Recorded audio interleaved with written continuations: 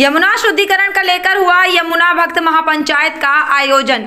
मथुरा को पहचान दिलाने वाली मां यमुना को भगवान श्री कृष्ण की पटरानी कहा जाता है। लाखों भक्तों की आस्था मां यमुना से जुड़ी हुई है। आज मां यमुना की दुर्दशा को देखकर भक्तों की आस्था को ठेस पहुंच रही है।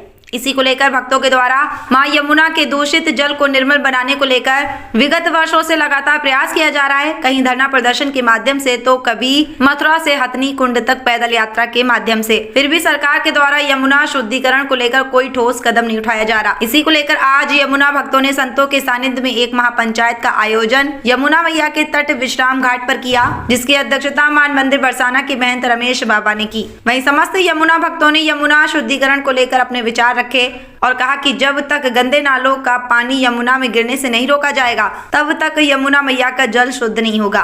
वहीं महापंचायत में अपने विचार रखते हुए श्री कृष्ण जन्मभूमि केस के पक्षकार दिनेश कौशिक ने कहा कि जब तक मां यमुना का जल निर्मल नहीं हो जाता, तब तक अन्न ग्रहण नहीं करूंगा।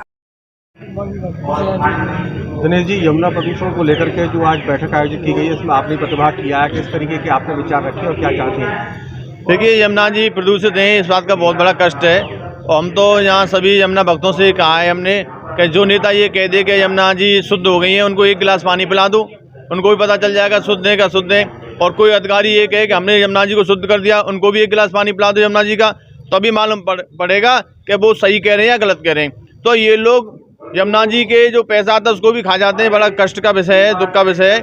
लेकिन हमने आज यहाँ संकल्प लिया है कि जब तक हमारी यमुना महारानी शुद्ध नहीं होंगी, तब तक हम अन्न ग्रहण नहीं करेंगे। तो हमने अपने श्री कृष्ण जन्मभूमि के संकल्प को यहाँ बनाया है और हमें आशा है भगवान से कि हमारे यमुना महारानी को वो कोई ऐसा अधिकारी भेजकर, कोई ऐसा नेता भेजकर शुद्ध जरूर कराएंगे। योगी मोदी जी के नज़र में भी हम इस बात को डालेंगे, वहाँ जाएंगे, जब उनसे कहेंगे, उनसे प्रार्थना करेंगे कि हमारी यमुना महारानी को जल्द से जल्द शुद्ध करवाएं। वहीं मान मंदिर बरसाना के महंत रमेश बाबा ने सभी यमुना भक्तों को संबोधित करते हुए कहा कि अगर मां यमुना के लिए अपने प्राण भी देने पड़े तो मैं यमुना मैया के जल को शुद्ध कराने के लिए अपने प्राण त्यागने के लिए तैयार हूँ। तो मैं समझता हूँ किसी सरकार की इसकी हिम्मत नहीं है जो यमुना जी कुछ काम को नहीं करे।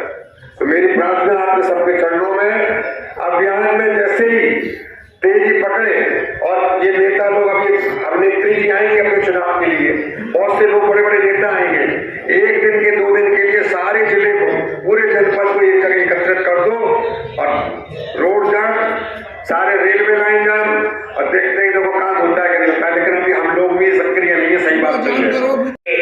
कितने सारे एक्टिविस्ट लोग हैं, अलग अलग वो काम कर रहे हैं, सबको एक मंच पर बुलाया जाए। परसों हमारी सुनिश्चित से यही चर्चा हो रही कि भाई यमुना जी की भक्ति में जुटे हुए लोग अलग अलग क्यों हैं, सभी एक मंच पर आए और एक मंच पर आएंगे तो पीड़ाओं का एक समूह, भावनाओं का एक समूह उमड़ेगा, भक्ति का एक समूह भी उमड़ेगा और फिर जो सामूहिक प्रयास होगा वो निश्चित ही हमें सफलता की तरफ लेके जाएगा। कोरोना काल के बाद ये निश्चित हो चुका है कि यमुना जी के प्रदूषण का मूल कारण यूके में आती फैक्ट्रियां हैं, उसका मुख्य कारण न कि दिल्ली का प्रदूषित जल।